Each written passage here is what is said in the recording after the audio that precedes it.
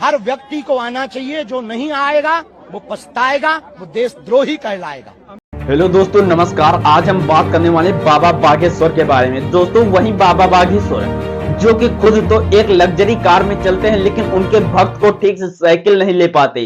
दोस्तों, ये जो धर्म के ठेकेदार बने घूम रहे हैं, अब जो उन्होंने कुंभ में कहा था कि जो लोग यहाँ पर नहीं आएंगे वो देशद्रोही हैं और वो हिंदू धर्म में नहीं है, तो दोस्तों सवाल यहाँ पर ये बनता है कि ये जो इनके हर व्यक्ति को आना चाहिए, जो नहीं आएगा वो पछताएगा, वो देशद्रोही कहलाएगा।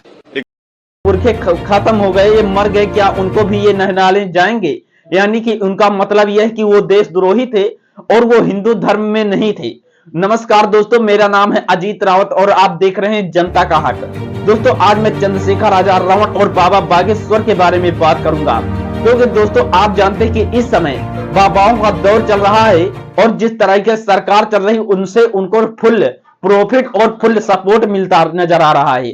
और दोस्तों चलिए बताते हैं कि चंद्रशेखर आजाद रावण ने डायरेक्ट खुला चैलेंज दिया है बाबा बागेश्वर को और क्या कुछ कहा है, सब मैं आप लोगों को बताने की कोशिश करूंगा। बागेश्वर बाबा हैं जिन्होंने ये वहीं खड़े होकर कुंभ में खड़े होकर कहा था कि जो यहाँ नहीं आएगा मौनी अमावस्या के अवसर पे, जब यहाँ अमृत वर्षा होगी, ये जो महिमा मंडल उन्होंने किया था कि जो नहीं आएगा उस पे वो देशद्रोही होगा। और जो इतने लोग गए हैं और जिनकी जान गई है अव्यवस्था की वजह से, मैं मानता हूं कि वो इसके सबसे बड़े दोषी हैं। उन पर मुकदमा दर्ज करके उनको जेल में डालना चाहिए, क्योंकि उन्होंने लोगों से आह्वान किया था।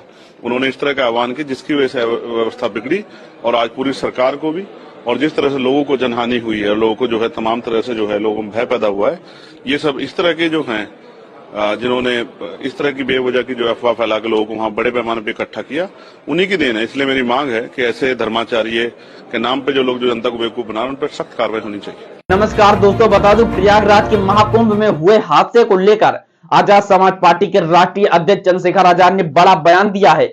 उन्होंने धीरेन्द्र शास्त्री को भगदड़ का दोषी बताया। आइए बताते कि चंद्रशेखर आजाद रावण ने क्या कहा। प्रयागराज महाकुंभ में हुए हादसा को लेकर नगीना से लोकसभा सांसद चंद्रशेखर आजाद रावण की आजाद समाज पार्टी के राष्ट्रीय अध्यक्ष चंद्रशेखर आजाद रावण ने बागेश्वर सरकार धीरेन्द्र शास्त्री को डायरेक्ट दोषी बता दिया है। क्योंकि दोस्तों इसके पीछे क्या राज है उसे मैं भी आप लोगों को बताने का कोशिश करूंगा। तो चलिए दोस्तों बताते हैं। उन्होंने बाबा बागेश्वर पर मुकदमा दर्ज करने की कार्रवाई करने की बात कही है। चंद्रशेखर आजाद रावण ने कहा, चंद्रशेखर आजाद रावण ने महाकुंभ में हुए भगदड़ को लेकर कहा कि भगदड़ पर चर्चा होनी चाहिए। नाम बड़े दर्शन छोटे, अपने अब बड़े बड़े वादे किए और इतना फेलुआर हुआ। जब प्रधानमंत्री इस बात पर ट्वीट करके संवेदना प्रकट कर सकते हैं, तब मुख्यमंत्री इस बात को छुपा क्यों रहे थे? इस पर जांच होनी चाहिए, चर्चा होनी चाहिए। ऐसी घटना क्यों हुई? बागेश्वर बाबा को मुकदमा दर्ज होना चाहिए। और उन पर बड़ा आरोप लगाते हुए चंद्रशेखर आजाद रावण ने कहा कि एक बाबा बागेश्वर हैं जिन्होंने वहीं कुंभ में खड़े होकर कहा था कि जो यहाँ नहीं आएगा वो मौनी अवस्था में वह अमृत वर्षा होगी और देशद्रोही होगा।